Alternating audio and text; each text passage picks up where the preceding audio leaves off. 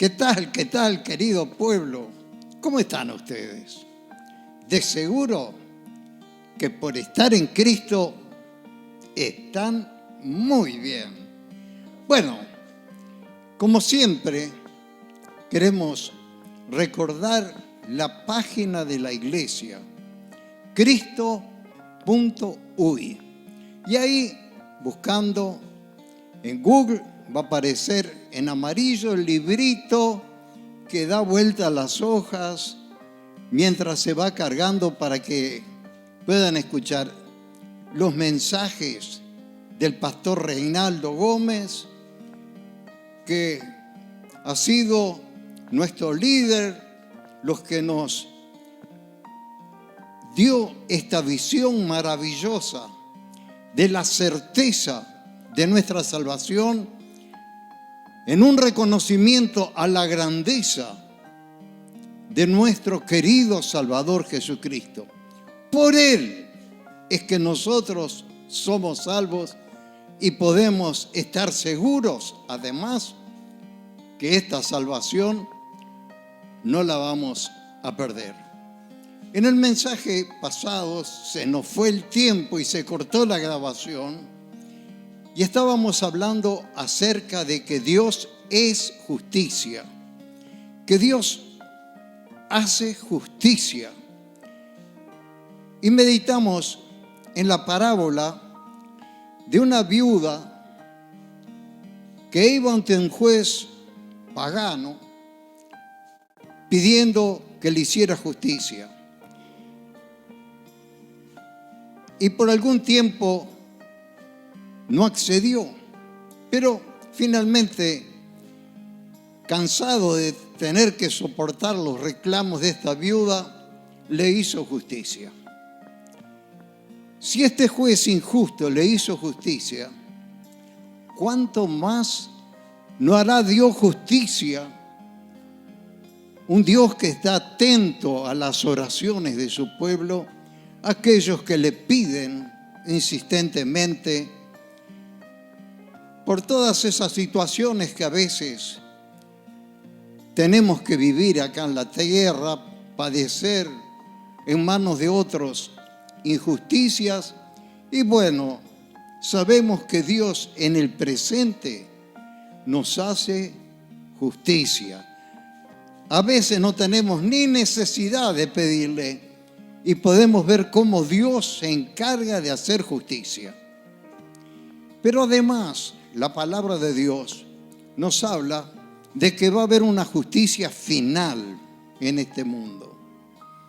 Y yo quisiera, para redondear el mensaje anterior, recordar las palabras de nuestro Señor Jesucristo, allí en el Monte de los Olivos, en Mateo capítulo 25, cuando Jesús habla acerca del juicio que haría sobre las naciones. Un Dios justo hace juicio para establecer justicia.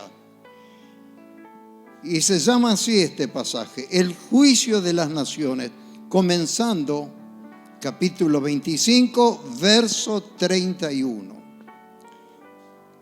Cuando el Hijo del Hombre venga en su gloria y todos los santos ángeles con Él, entonces se sentará en su trono de gloria.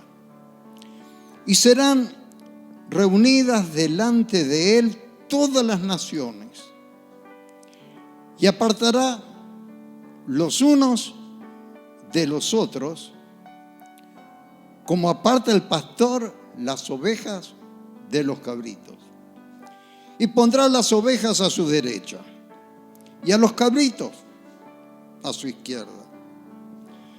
Entonces el Rey Jesucristo dirá a los de su derecha: venid, benditos de mi Padre, heredad del reino preparado para vosotros desde antes de la fundación del mundo. Pero hay otro grupo Hay otro grupo, usted puede leer todo este pasaje para crecer en el conocimiento, pero yo quiero mencionar solo el verso 41. A ese grupo, los que están a su izquierda les dirá: apartaos de mí, malditos, al fuego eterno preparado para el diablo y sus ángeles. Podemos ver que va a haber un juicio final y no todo el mundo va a ser salvo, ni todo el mundo va a ser condenado, sino que Jesucristo apartará unos a su derecha y otros a su izquierda. Y a los de su derecha le dirá: venid, benditos de mi Padre, heredad del reino que para ustedes ha sido preparado desde antes de la fundación del mundo. Mientras que el otro grupo, el de su izquierda: malditos, condenados al fuego. Bueno, si creemos en Jesucristo, tenemos que creer en su palabra. Así será el juicio. Y sabe que hay una cantidad de pasajes. Este no es el único que nos habla acerca de que Jesucristo va a volver otra vez aquí a la tierra para hacer este juicio. Pero sabe que en Apocalipsis, capítulo 19, también nos habla acerca del retorno de Jesucristo. Le llama en estos términos: el jinete del caballo blanco. En Apocalipsis, capítulo 19 y en el verso 11, dice así: entonces vi el cielo abierto y he aquí un caballo blanco, y el que lo montaba se llamaba Fiel y Verdadero. Con justicia juzga y pelea. Acá podemos descubrir nuevamente que este jinete, que vamos a ir descubriendo poco a poco, que se refiere a Jesucristo, el jinete del caballo blanco, viene para hacer justicia. Dice: juzga y pelea, haciendo justicia, porque indudablemente, si Dios es un Dios justo, aplica justicia para con aquellos que han procedido mal. Y dice que tenía muchas diademas en su cabeza. Las diademas son unas bandas. En el caso de Jesucristo, son emblemas del poder absoluto, porque Cristo va a venir con poder absoluto, el soberano de los soberanos, para establecer su reino. Gloria al nombre de Jesús. Y dice en el verso 13, y voy salteando para que podamos identificar que el jinete del caballo blanco se refiere a Jesucristo. Dice: estaba vestido de una ropa teñida en sangre. Su nombre es el Verbo de Dios. Así fue como Juan en su evangelio presenta a Jesucristo. El Verbo que estaba con Dios, el Verbo que se hizo carne, el Verbo Jesucristo, va a venir en este pasaje como el jinete del caballo blanco. Gloria al nombre de Jesús. Y le acompañarán los ejércitos celestiales vestidos de lino finísimo, blanco y limpio, y le seguirán en caballos blancos. Claro que Jesús no precisa y no va a venir del cielo montado en un caballo, está hablando en sentido figurado. Pero lo curioso es que de su boca, verso 15, dice: sale una espada aguda para herir con ella a las naciones. Y él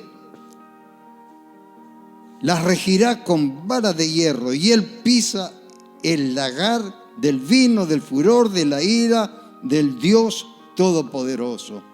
El lagar, hermanos, es esa cuba que se usaba mucho en aquel tiempo para hacer el vino. Una cuba grande donde pisaban las uvas para hacer el vino o para extraer el aceite de oliva. Dice que con esa espada aguda iba a herir a las naciones. Y sintetizando en el último verso de este capítulo, y refiriéndose a los habitantes de la tierra, dice: y los demás fueron muertos con la espada que salía de la boca del que montaba el caballo. Y los demás, es decir, hay un juicio previo que usted lo puede leer acerca de la bestia y de falso profeta, pero termina este capítulo especificando que va a haber un juicio donde Jesucristo va a venir para aniquilar a los hombres por causa de que han pecado, de que han hecho lo malo ante los ojos de Dios. Y entonces viene esa pena, ese juicio con un castigo severo para la humanidad. Porque muchos piensan, bueno, yo no creo en Dios, no creo en nada, y todo va a seguir como está. Pero no, también queremos advertir que va a haber un juicio, el juicio de condenación, porque Dios es un Dios de justicia. Pero ¿sabe una cosa, hermano? Que podemos llegar entonces a pensar, nosotros también, que hemos hecho tantas cosas malas, ¿no merecemos recibir un castigo? Porque si va a haber un juicio justo, entonces todos merecemos ser castigados a causa de haber vivido transgrediendo la ley de Dios, viviendo en el pecado. Porque dice la palabra de Dios que todos hemos pecado. No hay justo ni siquiera uno. El único justo que ha pisado sobre la faz de la tierra es Jesucristo. Todos los demás, todos nosotros hemos pecado. Pero ¿sabe que no todos vamos a recibir ese castigo? Porque Dios mismo nos ofrece un plan de perdón. ¿Sabe que si Dios es justo, alguien tiene que pagar el precio? Si nosotros merecemos la muerte, entonces alguien tiene que ofrecerse en nuestro lugar para morir por nosotros. Y sabe que eso es precisamente lo que enseña la palabra de Dios. Quisiera leer con ustedes en Romanos, porque el Espíritu me tocó cuando estaba haciendo el estudio pasado, mi hijo Daniel, y esos toques del Espíritu que uno siente que Dios le lleva a eso y que de eso tiene que hablar. Dice en Romanos capítulo 10, haciendo el estudio de Romanos,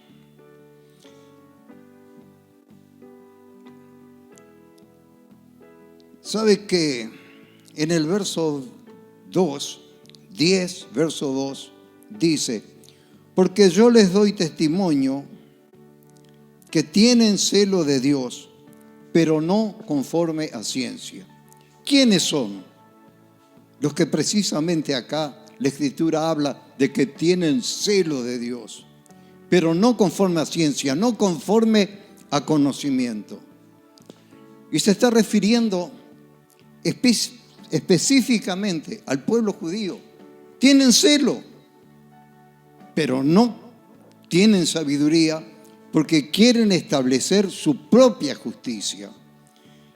Pero lo curioso es que hoy la mayor parte de las religiones están en esa misma condición. Tienen celo por las cosas de Dios, pero no han entendido que no pueden alcanzar por sus propios medios la justicia. Y dice acá en el verso 3, porque ignorando la justicia de Dios y procurando establecer la suya propia, no se han sujetado a la justicia de Dios. ¿Sabe que la mayor parte de la gente piensa que por su propia justicia, que por sus obras buenas, ellos van a alcanzar la salvación? Pero sabe que todos hemos pecado y todos estamos bajo condenación. Pero lo glorioso es que Dios envió a uno. Envió a su propio Hijo, Jesucristo, para que a través de su sacrificio Él nos redimiera de esa dramática condición en que se encuentra el ser humano a causa de haber vivido en el pecado. Y aquí hay un pasaje un tanto difícil de entender, pero yo espero que con el auxilio del Espíritu Santo puedan entender. En 2 de Corintios, capítulo 5, verso 19, dice que Dios estaba en Cristo reconciliando consigo al mundo, no tomándole en cuenta a los hombres sus pecados. Y nos encargó a nosotros la palabra de reconciliación. Así que somos embajadores en nombre de Cristo, como si Dios mismo rogase por medio de nosotros, punto y coma, rogamos en nombre de Cristo, reconciliaos con Dios. Y aquí es donde va a ser un poco difícil poder entender esto, pero hace 2 noches atrás, mientras estaba en oración, vino con tanta claridad a mi vida de que para que Dios pudiera seguirse manteniendo como Dios justo, alguien tenía que morir a nuestro lugar si nosotros queríamos obtener esta salvación. Y dice acá en el verso 21, al que no conoció pecado, el único que vivió sin pecado, Jesucristo, al que no conoció pecado, por nosotros se hizo pecado. ¿Sabe que para entender bien este texto, nos ayuda mucho Primera de Pedro, capítulo 2, verso 24. Primera de Pedro 2:24, anótelo. Dice que llevó Él mismo, Cristo, nuestros pecados en su cuerpo sobre el madero. Cristo mismo llevó nuestros pecados sobre sí mismo y fue al madero y fue a la cruz y allá destruyó nuestros pecados. Cristo, nuestro querido Salvador, fue Él que murió en nuestro lugar. Nosotros todos teníamos que morir por este juicio de Dios. Pero ahora Jesucristo se presenta y dice, yo pago el precio, yo llevo los pecados. Luchó allí en oración en el Getsemaní, pero porque había una gran carga, había un gran peso sobre su vida. Llevar los pecados de todos aquellos que iban a ser redimidos sobre sí mismo en la cruz, y allí en la cruz destruirlos. Gloria al nombre de Jesús. Pero dice más aquí la palabra. Dice, para que nosotros fuésemos hechos justicia de Dios en Él. Para que nosotros ahora fuésemos hechos justicia de Dios en Él. Y también, para que podamos entenderlo mejor, me ayudó mucho trazar un paralelo con 1 de Pedro 2:24. Dice, estando muertos a los pecados, vivamos a la justicia. ¡Qué maravilla! Cristo se hace cargo de nuestros pecados. Él ofrece su vida allí en la cruz del Calvario y allá destruye todo nuestro pecado. Morimos al pecado. Gloria al nombre de Jesús. Pero a su vez hay otra obra gloriosa. Recibimos la justicia de Jesucristo. ¡Qué maravilla es esto! Jesús lleva nuestros pecados, los destruye en la cruz. Él, Jesucristo, Él es nuestro sustituto. Y ahora, su justicia, la de Cristo, la del que no pecó, su justicia se manifiesta en nosotros. La justicia de Jesucristo. ¿A qué conclusión llegamos? De que ahora nosotros, delante de Dios, somos tan justos como Jesucristo. Jesucristo llevó nuestros pecados a la cruz, allá los destruyó, pero a su vez nosotros recibimos de Él su justicia y ahora somos justos. Tan justos como Jesucristo. El Espíritu venía sobre mi vida y eso me hacía entender la grandeza del plan de salvación de Dios, la grandeza de Jesucristo. Porque no es simplemente que Jesús murió en la cruz por nosotros, y eso es cierto, pero llegar a entender que Él se ofreció en nuestro lugar. Él murió en la cruz, llevando nuestro pecado, destruyendo esa carga que nos hacía dignos de condenación. Pero más que eso, recibimos de Él su justicia. Ahora, delante de Dios, somos justos como Jesucristo. Y ya no tenemos pecado. Ya no tenemos pecado, como dice este pasaje de Romanos que comenzamos leyendo. Porque ignorando la justicia propia, no han entendido que es Dios el que justifica.